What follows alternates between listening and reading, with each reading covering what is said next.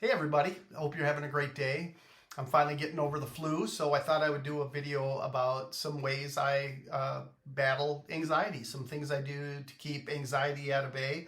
And if I can keep anxiety at bay, I can keep my anxiety or panic attacks at bay as well. It all boils down to managing my anxiety will make me have less panic attacks. So these are some of the things I do. I used to own a large company called Lemon Squad, and with that came a lot of stress, and I worked all the time. And it was a real high stress company to run.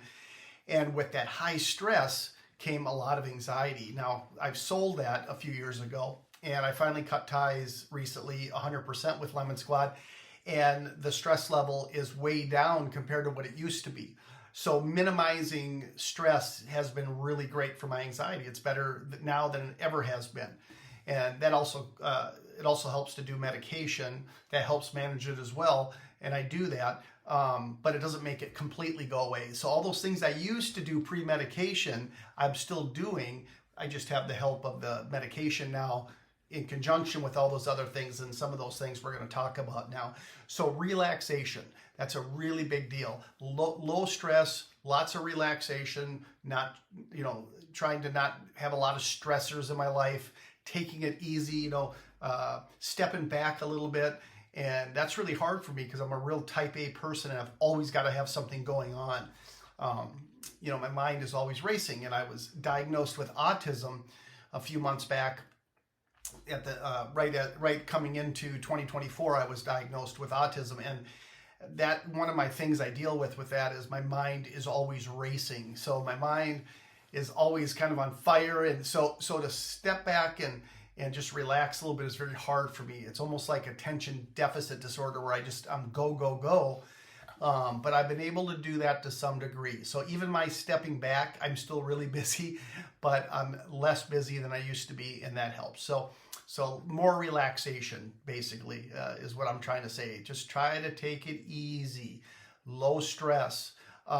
Exercise. I love to get out and exercise. My type of exercise that I do a lot of, and you can see by my YouTube channels, I like to hike. Well, we just had a major snowstorm here in Duluth, Minnesota, biggest one of the season. So I haven't been able to hike the last few days. Plus, I've been sick. So I'd maybe get out today for a short one, but I can't because there's too much snow. So I've got to wait for the snow to go away. So hiking is my thing. We have a Planet Fitness in town. I did join. I canceled my membership because I wasn't using enough, but I did enjoy it when I went. So I don't know, maybe that's something for me in the future again, but exercise is a big deal.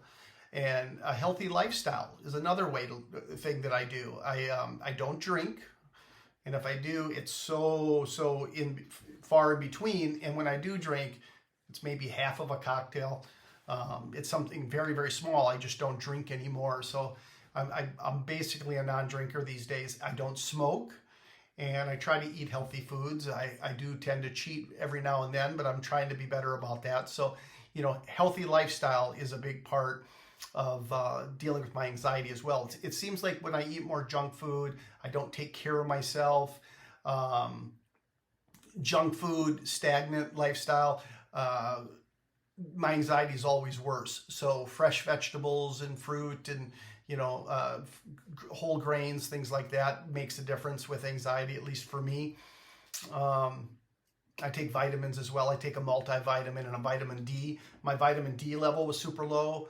I thought that would be part of my anxiety because that can do that, but I got that back up to the normal levels, and this is years ago, and it's never made a difference for my anxiety. Even though it was really, really low, I was thinking, oh, maybe we figure out what this anxiety thing's all about. My vitamin D level has been so low that's what's causing this. And anyway, it didn't fix it, but I still have it where it's supposed to be. I continued taking that vitamin D along with that multivitamin every day. A positive attitude. That's another thing that helps me day to day. I can get down on myself. Having all that anxiety all the time, it's a lot for a person. And sometimes it's hard for me to stay positive and especially after selling and leaving Lemon Squad after I built it up after so many years. That was a hard change for me, but I had to stay positive, stay focused, and I've done things. I've replaced what that was in my life with other things. One of the things is having a YouTube channel. Having this YouTube channel's been great for me to focus that my energy I used to put into Lemon Squad, I put into this YouTube channel now. So where I used to log in and look at the orders coming in all the time, I'm kind of logging in to my YouTube channel now, and I'm looking at subscribers and comments and things I can do, and it's kind of taken that. But that's part of my positive attitude. It's just having things going on in my life and being able to focus, and that makes me happy. So that's one of the things that helped me as well with anxiety. And the support system. Everybody has to have a support system. I've got my wife, I've got my daughter, I've got my animals. My animals are a huge part of my support system. I got 3 dogs and 2 cats. I've got 2 Vizslas, if you're familiar with Vizslas, and you might see him walking around in the background in some of my videos, one of the 2. And I have a rat terrier, and I love them all. And I love my dogs. I'm with them all day, every day, and I'm cuddling with them. I get on the floor with them. I can hear Murphy in the background right now over my shoulder whining somewhere in the house. He's kind of a vocal guy. He's going to be 14 real soon here. He's getting up there in age, and he lets everybody know it too. So, but animals are a big part of my support system. I love my animals. I get along with my animals more than I do most humans. So that's another thing. So identify triggers is another thing that I do. I know that there's some triggers for me. I can't go get drunk anymore. If I get drunk, I'm gonna be up all night with an anxiety attack. So I quit drinking. So that's a trigger for me. Figure out what triggers are for you guys. What trigger you guys. I have certain things that trigger me, and I know to stay away from those things, and that's one of them, alcohol. And it's, a lot of people say limit caffeine and alcohol. Yes, I've limited alcohol, but I do drink quite a bit of caffeine, at least up until 10. I'm drinking caffeine most of the morning till about 10, maybe 10:30, 11 at the most, but then I don't touch it for the rest of the day. So I haven't had a big issue with caffeine. So anyway, those are some of the things that I do to help with my anxiety. Again, relaxation, exercise, healthy lifestyle, positive attitude, have a support network, identify things that set you off and make your anxiety go up. Maybe it's family, work, school, whatever you're dealing with. It could be lots of different things, but it's hard to stay away from some of that stuff, but maybe some changes need to be made sometimes. So, I've definitely got family that make me have anxiety and sets that off with me. It's been a lot of years, but years ago I was diagnosed with generalized anxiety disorder, and so I've got a couple of these terms, these names that I've been labeled. That's one of them, and the other one is autism. So those are the 2 things I deal with.